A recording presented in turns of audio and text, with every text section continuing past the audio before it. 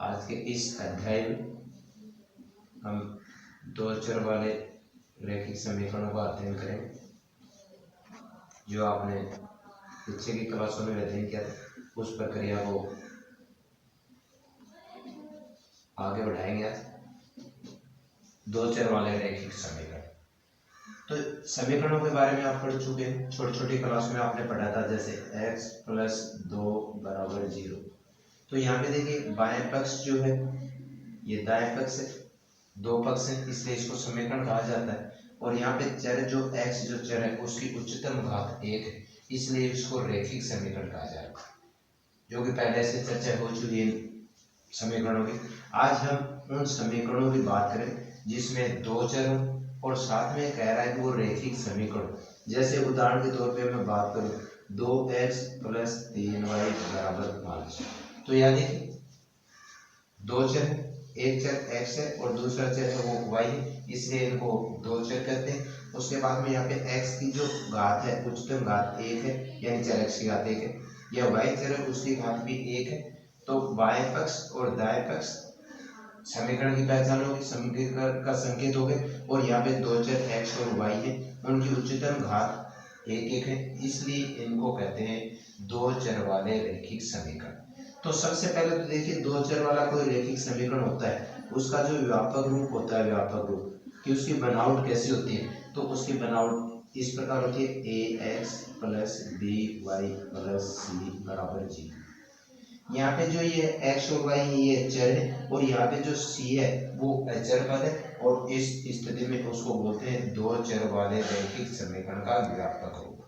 आज हम उन समीकरणों के हल करने के कुछ रूपों का अध्ययन करेंगे। मान लीजिए कि आपके पास में दो समीकरण और उन दोनों समीकरण का जो व्यापक रूप है, पहला समीकरण उसका व्यापक रूप है a1x plus b1y plus c1 बराबर 0, समीकरण नंबर 1। दूसरा समीकरण उसका व्यापक रूप है a2x plus b2y plus c2 बराबर 0। ये आपके पास में दो समीकरणों के युग्म दिए हुए हैं, और जो दोनों के दोनों युग्म जो है वो दो चर वाले रैखिक समीकरण। जैसा आप परिचित हैं, यहाँ पे x और y ये चर पद कहलाते हैं, यहाँ पे c1 है वो अचर पद कहलाते हैं।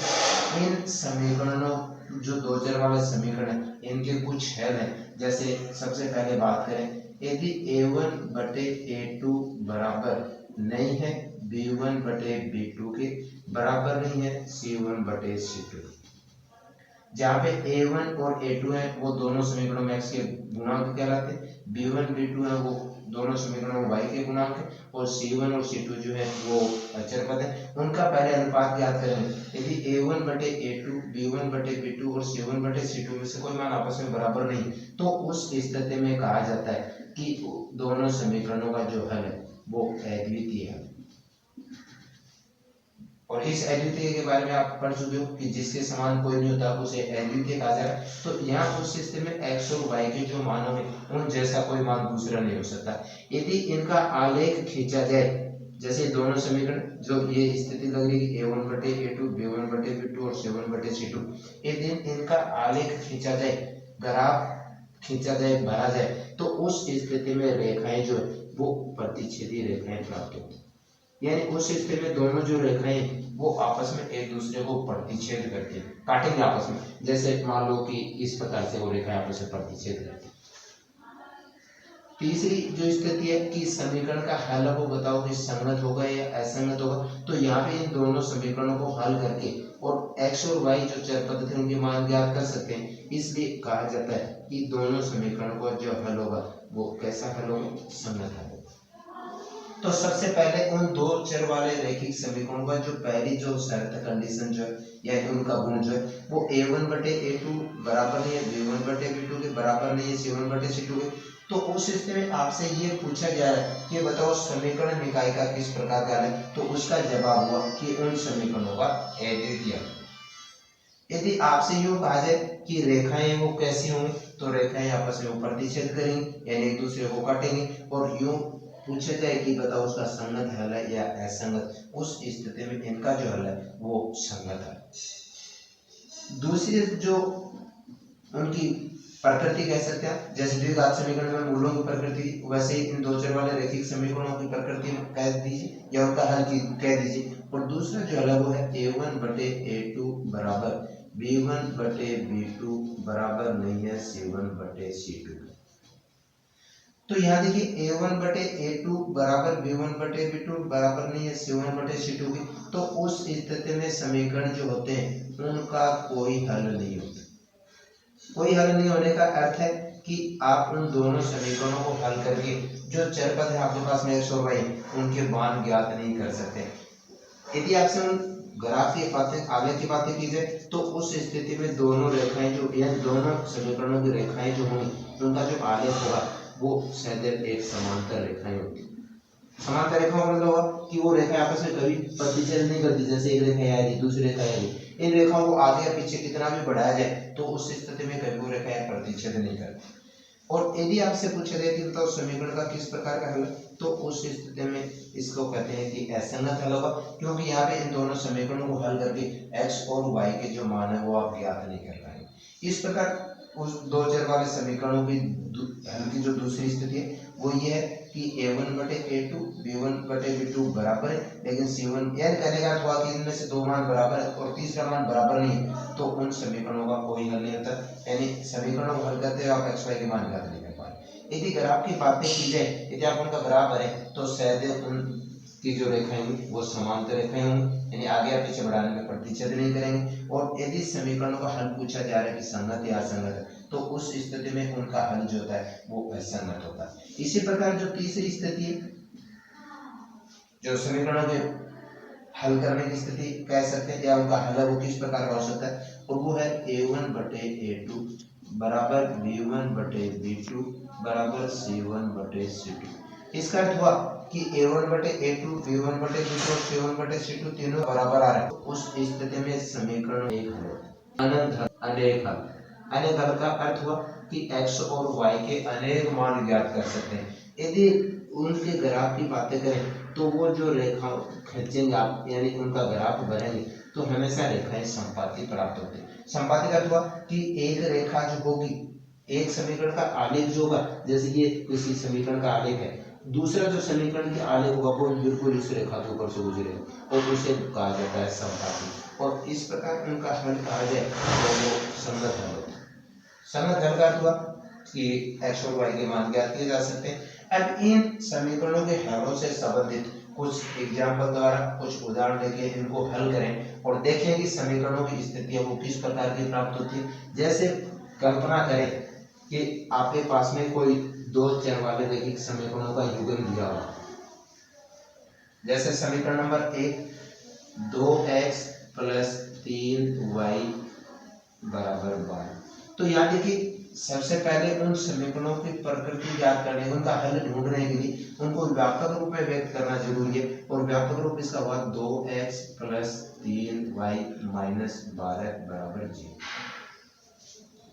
इसी प्रकार दूसरा जो समीकरण उसको कहा जाए कि x प्लस y माइनस 5 बराबर 0। ये पहले से ऑलरेडी है वो व्यापक रूप में व्यक्त है। ये समीकरण नंबर 1 और ये समीकरण नंबर 2।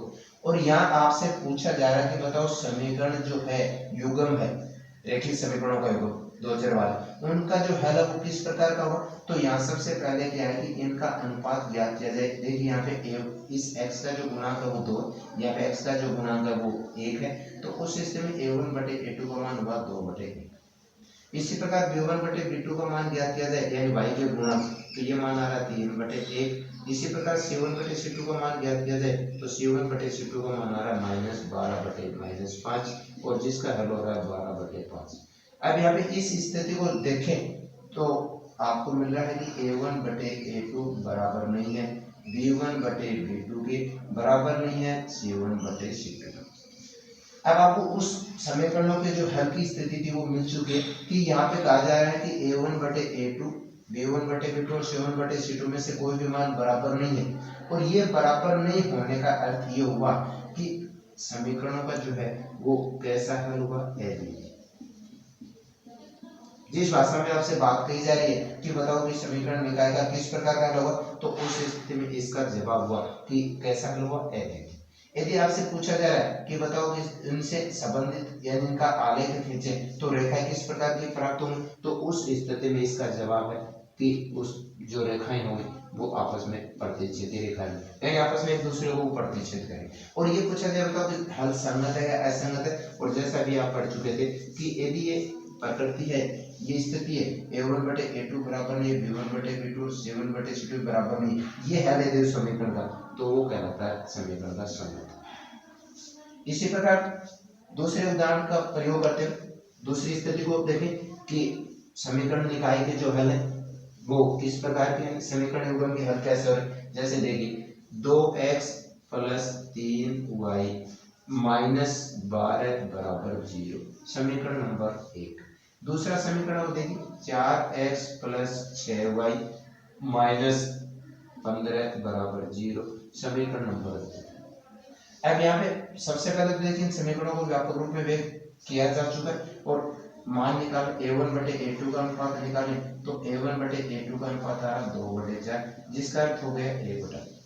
इसी प्रकार से b1/b2 का अनुपात निकालें तो b1/b2 का अनुपात आ रहा 3/6, जिसका अर्थ हुआ 1/2, और c1/c2 का जो अनुपात आ रहा है -12/-15, जिसका हल हो गया 4/5। अब यहाँ पे इस स्थिति को देखें तो देखिए a1/a2 और b1/b2 के जो मान है वो बराबर आ रहे हैं 1/2, लेकिन वो c1/c2 के बराबर तो नहीं है। इसका अर्थ हुआ कि a1/a2 बराबर b1/b2, लेकिन c1/c2 के बराबर नहीं। और उस स्थिति में दो चर वाले रैखिक समीकरणों का जो दूसरा हल था कि a1/a2 और b1/b2 दोनों बराबर है, लेकिन वो c1/c2 के बराबर नहीं है, तो उस स्थिति में आपसे पूछा गया कि समीकरण का बताओ किस प्रकार का हल है, तो इसका जवाब हुआ, इसका अर्थ हुआ कि उस समीकरण का कोई हल नहीं है। यदि आपसे पूछा गया कि समीकरणों से संबंधित जो रेखाएं होंगी या उनकी आलेख की रेखाएं होंगी वो कैसे होंगी, तो वो रेखाएं वो समांतर यानी एक दूसरे को कभी भी प्रतिच्छेद नहीं करेंगे। और ये पूछा जा रहा है कि बताओ समीकरण निकाय का हल है वो संगत है असंगत, उस स्थिति में इनका जो हल है वो असंगत है। इस प्रकार दूसरा जो हल है कि a1/a2 b1/b2 बराबर है c1/c2 के, तो उस स्थिति में उनके हल किस प्रकार के, रेखाएं किस प्रकार की, संगत या असंगत है, उसको आप आसानी से ढूंढ सकते हैं कि किस प्रकार का। और तीसरी स्थिति जो थी, जैसे अभी बात की जाए कि 3x + 4y - 7 बराबर 0, समीकरण नंबर 1, 6x + 8y - 14 बराबर 0, समीकरण नंबर 2। अब यहाँ देखिए a1/a2 का मान ज्ञात किया जाए तो a1/a2 का जो मान है वो आपको 3/6 यानी 1/2 प्राप्त हो। इसी प्रकार से b1/b2 का जो मान है वो 4/8, जिसका अर्थ हुआ 1/2। इसी प्रकार c1/c2 का जो मान आ रहा है -7/14, वो आपको प्राप्त हो रहा है 1/2। अब यहाँ पे a1/a2 का जो मान मिला आपको 1/2, b1/b2 का जो मान मिला वो 1/2, c1/c2 का जो मान मिला वो 1/2, और इन मानों को देखें तो a1/a2, b1/b2 और c1/c2 जो है वो तीनों मान आपस में बराबर आ रहे हैं, और इसका अर्थ हुआ कि समीकरण निकाय के जो है वो अनेक हल, उस अनेक हल को अपरिमित रूप से हल भी कहते हैं, अनेक हल, अनंत हल भी कह सकते अनेक हल। और यदि आपसे रेखाओं की बात करें तो रेखाएं वो संपाती होंगी, जैसे पहले चर्चा हो चुकी है कि उस संपाती का अर्थ है कि एक आलेख जो होगा ठीक दूसरा आलेख है उसी बिंदु से होकर गुजरे, उसका अर्थ संपाती है। और यदि आपसे पूछा जाए कि संगत या असंगत हल होगा तो उस स्थिति में इनका संगत है। तो ये थी दो चर वाले रैखिक समीकरणों के हल होने की स्थिति कि दो चर वाले रैखिक समीकरणों को हल करने की जो स्थितियां हैं वो क्या क्या है, तो वो तीन स्थितियां हो चुकी जो आपके सामने अभी उदाहरण के द्वारा समझा। आज उन दो चर वाले रैखिक समीकरण हल करने की कुछ प्रयोग सी, और करने के लिए आपके पास में दो विधियां हैं। एक विधि का जो नाम है वो है बीजगणितीय विधि, दूसरी विधि का जो नाम है वो है ज्यामितीय विधि। इन दो चर वाले रैखिक समीकरण जो होते हैं, दो चर वाले रैखिक समीकरण, उन रैखिक समीकरणों को हल करें। रैखिक समीकरण, उन दो चर वाले रैखिक समीकरणों को जो हल हल करने के लिए आपके पास में तीन विधियां, दो विधियां। एक विधि का जो नाम है वो है बीजगणितीय विधि, बीजगणितीय विधियां। ये बीजगणितीय विधियां जो होती हैं वो तीन प्रकार है, उनके नाम जो है वो इस प्रकार से। नंबर एक विलोपन विधि, दूसरी विधि जो है उस विधि का जो नाम है वो प्रतिस्थापन विधि, और तीसरी विधि जो है उस विधि का जो नाम है वो है वज्र विधि। इस प्रकार दो चर वाले रैखिक समीकरणों को यदि आपको बीजगणितीय विधि से हल करना है तो उन विधियों के लिए आपको किसी विशेष विधि का नाम लेके कहा जाए कि आपको इस विधि का प्रयोग करना है तो आपको उसी विधि का प्रयोग कर लेना। जैसे आपसे ये कहा जाए कि विलोपन विधि से हल करिए, यूं कहा जाए प्रतिस्थापन विधि से हल किया जाए या वज्र गुणन विधि, तो उसी विधि का प्रयोग करना। अन्यथा आप किसी भी बीजगणितीय विधि का प्रयोग कर सकते हो। और इस प्रकार उन दो चर वाले रैखिक समीकरणों को हल करने के लिए दूसरी विधि जो नाम है उस विधि का नाम है ज्यामितीय विधि। उस ज्यामितीय विधि को आप सीखने के तौर पे आसानी से और यूं कर सकते हो कि आलेख विधि या फिर उसको लेखाचित्र विधि भी कह सकते हैं, लेखाचित्र विधि, या फिर उसको आप आसानी से सब बातों में सीखना चाहे तो उसको ग्राफी विधि भी कह सकते हैं। यानी कहने का अर्थ हो गया कि आलेख विधि, लेखाचित्र या ग्राफी विधि कहा जा रहा है उस विधि का जो नाम है यानी हल करने के लिए उस विधि का जो नाम है वो ज्यामितीय विधि। तो आज हम इन दो चर वाले रैखिक समीकरणों को हल करने के लिए सबसे पहले मैं उन बीजगणितीय विधियों की चर्चा करूं जो सबसे पहला कहा जा रहा है कि विलोपन विधि द्वारा हल करिए। तो मान लीजिए कल्पना करें कि दो चर वाले आपके पास में समीकरण है, तो सबसे पहले तो देखिए उन दो चर वाले रैखिक समीकरणों को हल करने के लिए विलोपन विधि का मैं प्रयोग करूं तो व्यापक रूप में उसको व्यवस्थित कर लीजिए। जैसे ये कोई समीकरण आपके पास में x प्लस वाई बराबर 10, समीकरण नंबर एक। दूसरा जो समीकरण है यहाँ पे है x माइनस वाई बराबर 4, समीकरण नंबर 2। ये दो समीकरण और इन दोनों समीकरणों को कह रहा है कि विलोपन विधि द्वारा हल करिए। तो इनको ज्यादा इजी करने के लिए कि आपके सामने कुछ समस्या नहीं है तो इन चर पदों को एक पक्ष में यानी बाएं पक्ष में व्यवस्थित कर देते हैं और जो चर पद है उसको दाएं पक्ष में व्यवस्थित कर देते हैं। जैसा कि आपके सामने दोनों समीकरणों को देखिए, चर पद एक पक्ष में और चर पद है वो दूसरे यानी दाएं पक्ष में व्यवस्थित है। अब इनको विलोपन विधि द्वारा हल करना है। कहा गया आपको कि विलोपन विधि का प्रयोग करते हुए इनको हल करिए। तो उस विलोपन विधि द्वारा हल करें तो सबसे पहले यहाँ पे दोनों समीकरणों में x और y के जो गुणांक है उनमें से किसी एक गुणांक को बराबर होना चाहिए। यदि पहले से बराबर है तो ठीक है, अन्यथा उनकी गुणांक की प्रक्रिया जो है या गुणन की प्रक्रिया उसके द्वारा किसी गुणांक को बराबर कर लेंगे। लेकिन यहाँ देखिए y जो है यहाँ पे समीकरण नंबर एक में y प्लस का मान आ रहा है, यहाँ पे y का मान माइनस में आ रहा है। दोनों के जो गुणांक है वो बराबर है, विपरीत चिन्ह। तो यहाँ पे समीकरण नंबर एक और दो को जोड़ने पर यानी कहने का हुआ कि यहाँ पे आपको चिन्ह बदलने की जरूरत नहीं और इसका समीकरण नंबर एक और दो को जोड़ और उस स्थिति में जोड़ेंगे तो यहाँ पे जो y प्लस और y माइनस दोनों चिन्ह उल्टे थे, गुणांक बराबर है, इसलिए y से y मान घट जाता है। तो x प्लस इसका अर्थ हुआ 2x बराबर यहाँ पे 10 प्लस और 4 प्लस यानी 14। x का मान जो समीकरण आप रैखिक समीकरण पढ़ चुके, x का मान याद करें तो x का मान आपको मिल रहा है 7। ये x का जो मान है वो समीकरण नंबर 1 या समीकरण नंबर 2 में किसी में भी रखते हुए अपन y का मान ज्ञात कर सकते हैं। जैसे इस मान को मैं समीकरण नंबर 1 में x की जगह रख लूं, पुटर कर लूं, तो यहाँ पे देखिए x का जो मान 7 मिला उसको समीकरण नंबर 1 या 2 किसी में भी रखिए और यहाँ पे 1 में रखने की बात करें तो समीकरण नंबर 1 जो था वो देखिए क्या था, x प्लस वाई बराबर 10 और यहाँ पे x का मान 7 रखा जाए तो 7 प्लस वाई बराबर 10, y बराबर 10 माइनस 7 बराबर 3। तो यहाँ पे x का मान जो आपको 7 मिला और y का जो मान 3 मिला वो उन दोनों रैखिक समीकरणों का विलोपन विधि से हल हो। इस प्रकार उन दोनों समीकरणों का विलोपन विधि से हल आप कर सकते हैं। लेकिन यहाँ तो ये ठीक था कि y या x के किसी के गुणांक बराबर है, लेकिन कल्पना करें कि x और y के किसी के गुणांक बराबर नहीं, तो उस स्थिति में उन समीकरणों को हल कैसे किया जाए, इसके लिए थोड़ा सा आपको और अध्ययन करना पड़ेगा, जिसकी कुछ प्रक्रिया इस प्रकार है। मान लीजिए कि आपके पास में दो चर वाले रैखिक समीकरण है, 2x प्लस 3y बराबर 13, समीकरण नंबर 1, और दूसरा जो समीकरण है वो देखिए x प्लस 2y बराबर 8, समीकरण नंबर 2।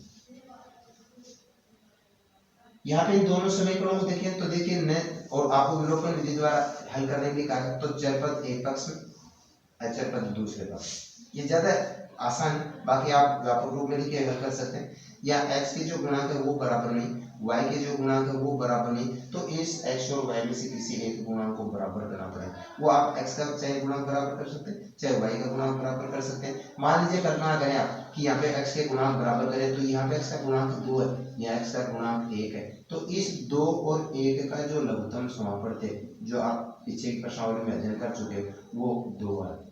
तो ये इस समीकरण में x का जो गुणांक है वो 2 तो पहले से, तो इस x के गुणांक को 2 बनाया जाए, और 2 बनाने का अर्थ हुआ कि समीकरण नंबर जो 2 है उसके प्रत्येक पद को यानी दोनों पक्षों को और 2 से गुणा करना होगा।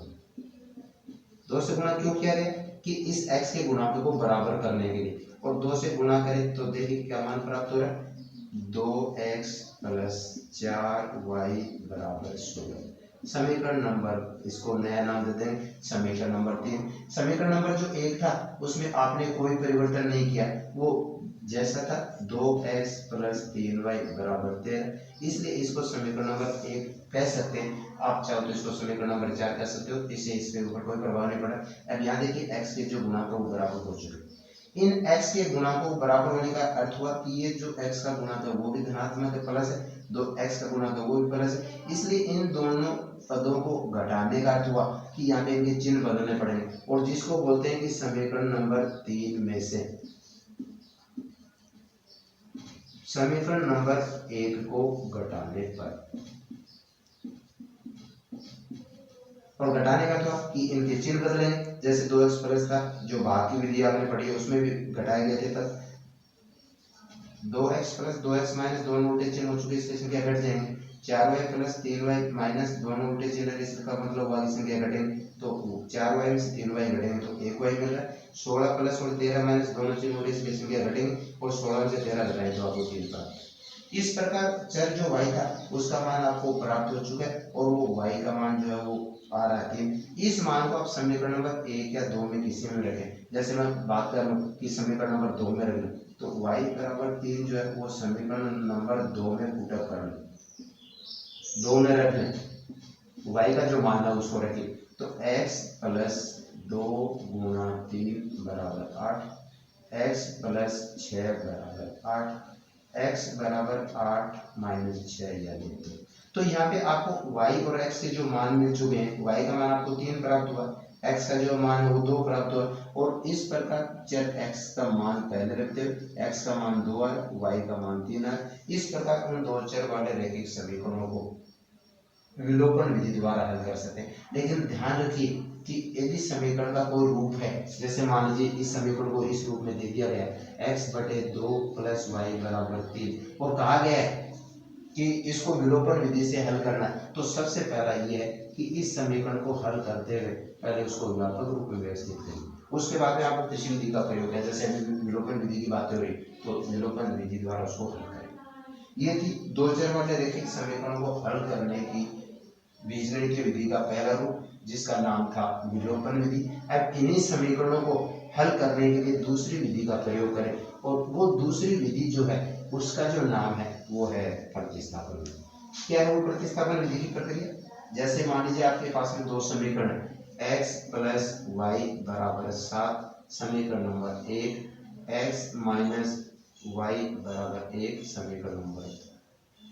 इन दोनों समीकरणों को कहा जा रहा है कि प्रतिस्थापन विधि द्वारा हल करिए। तो उस प्रतिस्थापन विधि की प्रक्रिया ये है कि यहाँ पे समीकरण नंबर 1 या समीकरण नंबर 2 में से किसी भी समीकरण द्वारा चर x और y में से किसी एक चर का मान प्राप्त कर लें, ज्ञात कर लें। जैसे यहाँ पे समीकरण नंबर जो 1 है उसका प्रयोग किया जाए समीकरण नंबर 1, और समीकरण नंबर 1 जो था x प्लस वाई बराबर 7, यहाँ पे x और y चर में से आप किसी भी चर का मान ज्ञात कर सकते हैं, चाहे आप x का मान ज्ञात करें चाहे y का मान ज्ञात करें, कोई प्रॉब्लम नहीं। तो यहाँ पे x का मान ज्ञात करें, तो देखिए यहाँ से x का मान मिला आपको, इस y का पक्षांतरण कर लें तो मान मिला आपको 7 माइनस वाई, जहाँ पे x का मान आपको प्राप्त हो चुका है, इसलिए इसको समीकरण नंबर 3 नाम देंगे। ये x का जो मान है वो कहाँ से मिला आपको, ये आपको मिला है समीकरण नंबर 1 से। इस बात का विशेष ध्यान रखिए, यदि आपने चर x या y में से किसी का मान यदि समीकरण नंबर 1 से ज्ञात किया है तो आपको समीकरण नंबर 2 में रखना है, यदि आपने समीकरण नंबर 2 से ज्ञात किया है तो आपको समीकरण नंबर 1 में रखना है। तो ये मान जो आपने समीकरण नंबर 1 से प्राप्त किया, इसलिए कहाँ रखना है इसको, समीकरण नंबर 2 में। तो देखिए समीकरण नंबर x का जो मान है यानी x बराबर 7 माइनस वाई जो है वो समीकरण नंबर 2 में रखना है। इन x का जो मान है उस x की जगह आपको 7 माइनस वाई रखते हैं, उसको हल करना। तो देखिए इसका हल क्या हो, x माइनस वाई बराबर 1 जो समीकरण नंबर 2 था, यहाँ पे x का मान 7 माइनस वाई रखें, 7 माइनस वाई बराबर 1। समीकरणों के बारे में आप पढ़ चुके हो, यहाँ पे इस 7 का पक्षांतर कर लें, y माइनस दोनों समान पद इसलिए जुड़ जाएंगे, माइनस 2y बराबर 1 माइनस 7 का पक्षांतर क्या है, माइनस 2y बराबर माइनस 6, दोनों चर उल्टे हैं, दोनों पक्षों में माइनस से भाग दे दें और इस प्रकार y का मान प्राप्त हुआ 6/2 यानी 3। इस मान को y का जो मान मिला है उसको समीकरण नंबर 3 में रखते हुए, जैसे समीकरण नंबर 3 का जो रूप था वो था 7 माइनस वाई, यहाँ पे y का मान 3 रखें तो 7 माइनस 3 बराबर 4। इस प्रकार आप उस दो चर वाले रैखिक समीकरणों को